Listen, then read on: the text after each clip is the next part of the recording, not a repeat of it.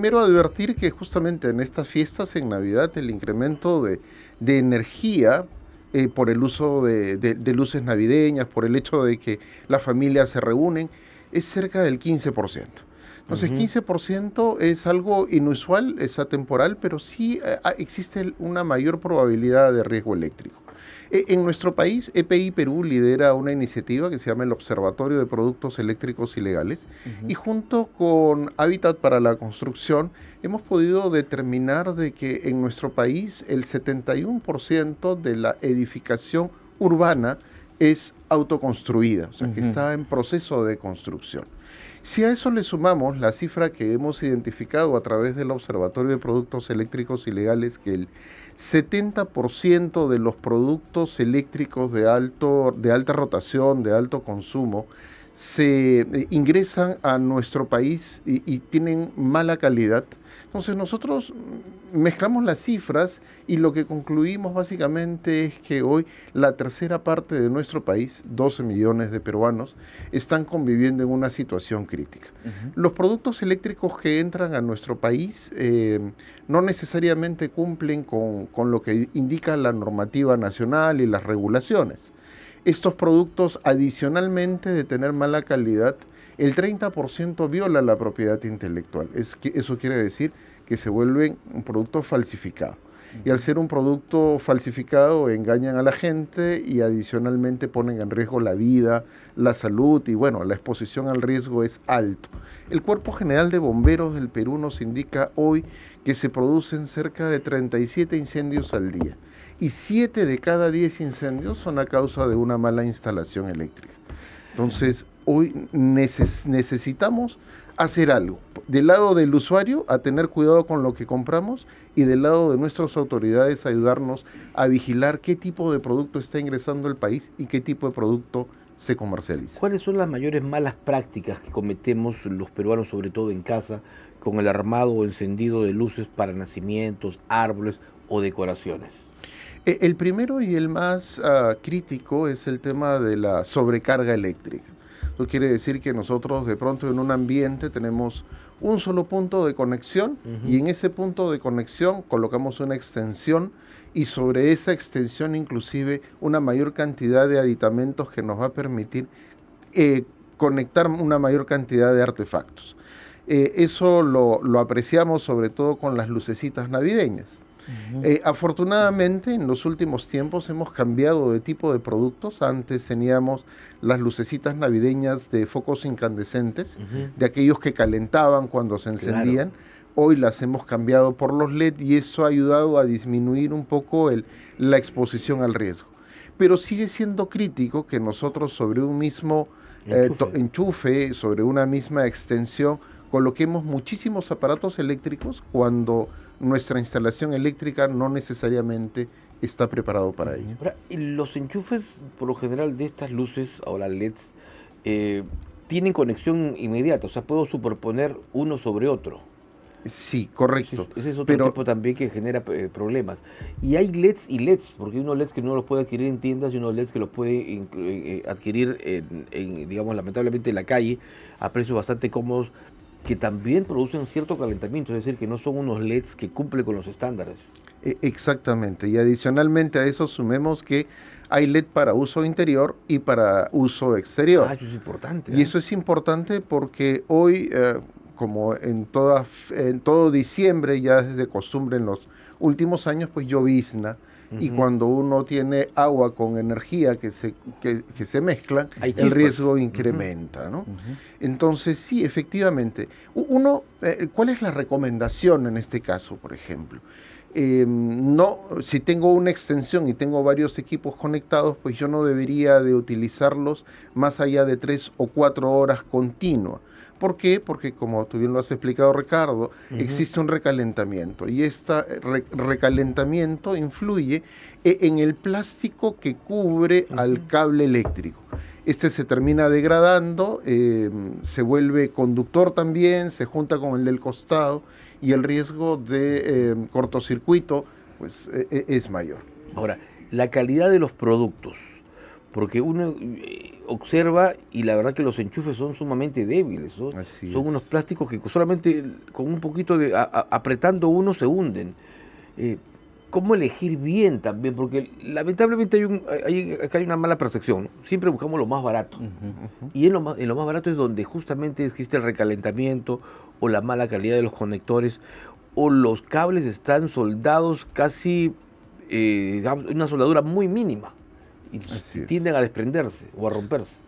Sí, a- a- por ahí va la primera forma de educarnos como usuarios, ¿no? Lo primero, no necesariamente un producto económico me va a dar la tranquilidad y la seguridad. Sí, de pronto me ayuda a ahorrar un poquito al inicio, pero Ujú. más adelante se puede convertir en un problema si sobre Ujú. todo hablamos de un incendio o de la electrocución, o sea, de la pérdida Claro. de vida material o una potencial pérdida de vida humana, ¿no? Ahora, más grave aún es cuando, o sea, nosotros vemos en las lucecitas estas características externas muy a la mano. El Ujú. hecho de que sea débil, de que sea el cable muy delgadito. Bueno, lo mismo nos puede suceder si es que compramos cables eléctricos para la totalidad de la instalación. Hoy, por ejemplo, el Código Nacional de Electricidad nos dice que el único material permitido para una instalación interior es cobre. Cobre. Sin embargo, eh, uno de los productos de mala calidad que más se comercializa es el cable de aluminio. Ujú. Y el cable de aluminio tiene dos problemas graves. El primero es que nos expone 6 veces más a la probabilidad de un incendio. Ujú. Entonces, por el lado de la seguridad andamos perdidos. Y por el Claro. otro lado también es un tema económico, porque mientras esté en funcionamiento me va a consumir 30% más energía que un cable correcto, de cobre, bien seleccionado y bien instalado en casa. Así es, son las 7 de la mañana con 18 minutos. Usted que recién sintoniza la radio, estamos conversando con el señor Orlando Ardito, él es gerente general de EPI Perú, y estamos hablando de este riesgo sobre el cual se encuentran 12 millones de peruanos. Hablamos de riesgo eléctrico. Y usted mencionaba, don Orlando, respecto a la informalidad en las cuales hoy en día el ciudadano, el peruano, ha logrado construir una vivienda utilizando materiales también precarios, y si le sumamos a esto estos dispositivos eléctricos, hablamos de enchufes, de cables, el riesgo se va incrementando cada vez más. Efectivamente, porque, a ver, el proceso constructivo en el Perú no es de un día para otro, ni siquiera un año. Es un proceso, estamos hablando de la vivienda en proceso constructivo de las clases económicas más bajas en la pirámide. Pero ¿cómo Es un podemos identificar un buen producto? Eh, para completar la idea, el proceso constructivo demora más o menos entre 8 y 15 años. Ujú. El acceso a la energía se da más o menos al sexto año. Y las personas comenzamos a comprar productos que encontramos en el camino y los comenzamos a instalar de una manera empírica, informal y desordenada. Entonces, por ahí tenemos que empezar el cambio, comenzar a buscar Ujú. productos de buena calidad Ujú. en lugares en donde me puedan a mí entregar un documento que me dé el soporte necesario, que en caso de que ocurra alguna problemática, pues yo poder ir a reclamar. Entonces tengo un producto que me va a costar un poquito más, pero primero, me va a durar más tiempo, me va a dar tranquilidad, me va a dar garantía y me va a evitar sobreexponerme al riesgo eléctrico y que implica dos cosas, ¿no? El potencial incendio o la potencial electrocución. Ujú. Sí, yo quería ir un Ujú. poco más al tema en general de las conexiones eléctricas. ¿Con qué periodicidad o cada qué tiempo debemos de cambiar todo el sistema de cableado de Muy nuestras buena casas? pregunta. Y le digo esto porque Interesante. o sea, pareciera que es algo fácil, pero muchos vamos cortando. Hay un problema de cable, cortas aquí, Cortas, haces una conexión exacto, nueva, ¿no? exacto. Jalas el enchufe, pero lamentablemente esto no es así. Cuando tú buscas al electricista y te cobra por enchufe. Exacto. Mire, la última vez que yo usé, hace 5 años, 25 soles creo por enchufe, ¿no? En mi casa había como 30 enchufes, o sea, y la gente dice, no, muy caro, estás loco, demasiado. Pero en realidad usted ha dicho también que tiene que ser de cobre y de buena calidad. Exactamente. A ver, buena pregunta la que me hace Ricardo. Y mira, en el Código Nacional de Electricidad, en la introducción nada más, sin entrar en la profundidad técnica de lo que ese documento contiene, nos dice que uno debería revisar sus instalaciones eléctricas domiciliarias cada 5 años. Cada 5 años. Claro, en las oficinas, en los comercios, hay una mayor necesidad, o sea, la obligación es cada 2 años. Pero para viviendas debería ser cada 5. El tiempo de vida promedio de un producto eléctrico, o sea, de un cable eléctrico, de un enchufe que uno ingresa y sale, es más o menos de 20 años. Pero es de 20 años dependiendo del tipo de uso que le dé. Si yo voy a sobrecargar ese punto de conexión, entonces probablemente ese cable esté sufriendo un poco por la exigencia y necesite cambiarlo más rápido. O de pronto es un tomacorriente en la cocina que yo lo uso todos los días, conecto la licuadora, el microondas y otros electrodomésticos, y entonces necesito cambiarlos. Entonces, para eso, cada 5 años un electricista debería de ir a hacer una prueba básica, que se llama la medición de la resistencia de aislamiento del cable. Esto los electricistas lo conocen como megado. ¿Qué me dice esa prueba? Que es muy rápida, toma 5 minutos, y esa prueba me dice cómo se encuentra el cable que está al interior de la pared y que yo no veo. Si tiene un valor muy bajito es que hay que cambiarlo de manera urgente. Claro. Si el valor es intermedio, bueno, que podría esperarme un añito de repente y hacer el cambio. Y si es bastante alto, entonces me da la tranquilidad de que el aislamiento del cable es de buena calidad, va a proteger al cable y, por supuesto, va a proteger a la instalación y a la persona. Cuando uno apaga un foco, ¿no?, incandescente, LED, y todavía queda semiprendido en la oscuridad, ¿qué implica ello? A ver, eso depende mucho de la tecnología con la que esté fabricado el producto. Principalmente en el caso de los antiguos fluorescentes, el fluorescente se quedaba medio encendido porque todavía tenía internamente gas acumulado y una sensación de electricidad. En el caso de los LED, y sobre todo cuando la calidad es muy baja, entonces la sensibilidad a la diferencia de potencial, a lo que le decimos voltaje, no es muy buena. Entonces cualquier variación en la corriente o en la tensión hacen de que el foco se quede ligeramente encendido todavía, ¿no? Don Orlando, le vamos a pedir unos minutos porque tenemos el llamado de nuestra unidad móvil, porque me gustaría hablar también de un proyecto importante, el proyecto piloto Red Power, para poder hablar un poquito más, pero atendemos el llamado de nuestra colega Silvia González a esa hora de la mañana. Silvia, te escuchamos.